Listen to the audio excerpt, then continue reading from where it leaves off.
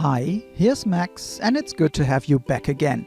But what the heck is going on with you might say? Well, I felt it was about time to do some changes. Besides the new intro you have just seen, you will now also see me. Well, I have always been there, but you could only see my hands, and not me as a talking counterpart of flesh and blood. Line and color. Well, now you have me in some kind of artful way sitting in the location that I'm always working in, our dining room. This is the place I'm usually crafting along, at least if we do not have guests. And to make it as realistic as possible, you see my animated self in this comic-styled location. But I think it's enough now with all the new stuff, and we should come to this week's project. And so I'm first taking some post-it tape and putting together some stripes. Then I'm adhering those onto a scrap piece of paper and stamping the face of this little monster. After cutting the head, I'm stamping the monster again on a piece of acetate by using a stamp positioner. Now I'm able to position the stamp so that the face is perfectly masked. And as I do not yet know how many of these I will need, I am simply stamping 2 more of these guys and separate them roughly. Once I get off the mask, I have the full body simply without the head. And this I will now be coloring with my Prismacolor pencils. I'm drawing some dark brown stripes onto the coat, which will become much clearer in a moment.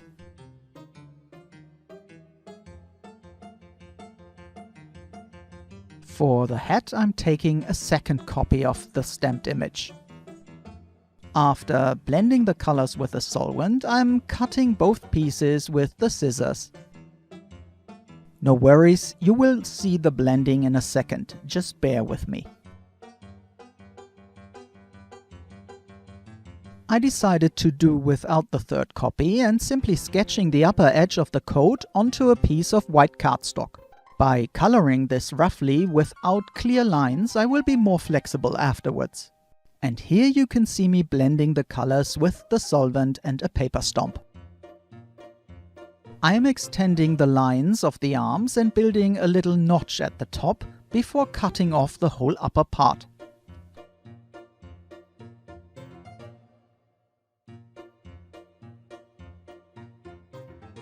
Today's card has 3 layers and I'm starting with the black one. I'm positioning both pieces of the shape and then running around the arm piece with a pencil.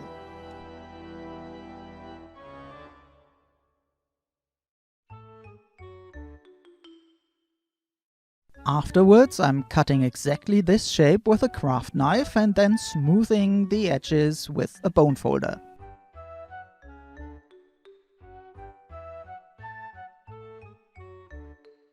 I'm placing the roughly colored piece behind the negative so that it fits the arm shape.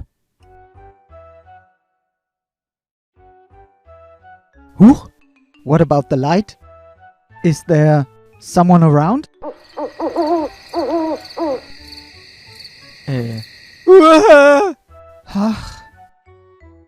Pooh. Somehow I get taken away by all this Halloween crafting. But let's go on. I am stamping some letter blocks onto orange cardstock before I'm cutting out the single letters with a small circle punch.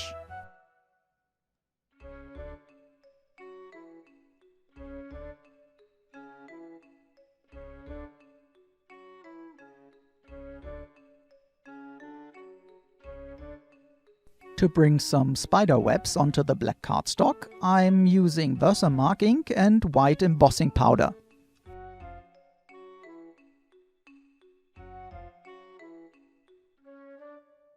Excess powder can be wiped off with a smooth brush before melting it with the heat tool. I'm creating some diagonal stripes on the orange panel by using the stamp positioner again. As this will only serve as a frame, I do not care about the gaps in the center. And finally, I'm adhering the body onto the black piece of cardstock. The tape runner can be removed within the first seconds and thereby allows repositioning. The head will now be adhered to a 5-cent coin by using a double layer of foam tape.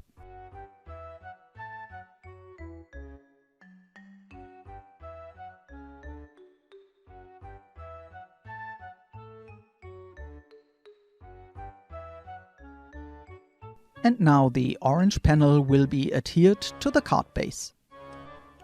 The background for the arms will loosely be fixed with tape runner onto the black piece. After adhering it onto the orange panel, the black piece can be removed again and the tape rubbed off with the fingers. I'm now adhering foam tape to the back of the black panel, ensuring that the 5-cent coin can still be moved around.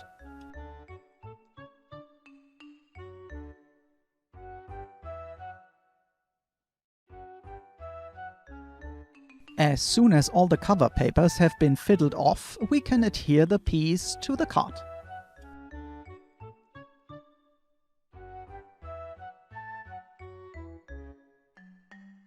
And here you can see that the head can still be moved. And now it's time to adhere the letters by using some liquid craft glue.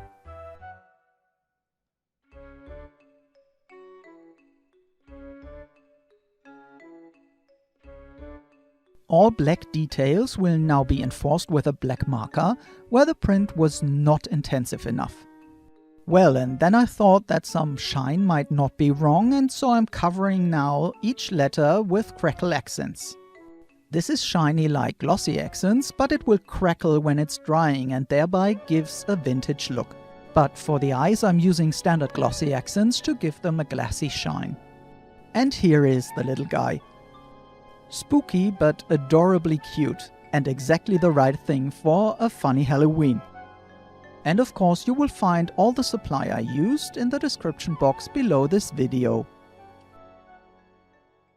Well folks, and that's it for today. I hope you had fun and got inspired.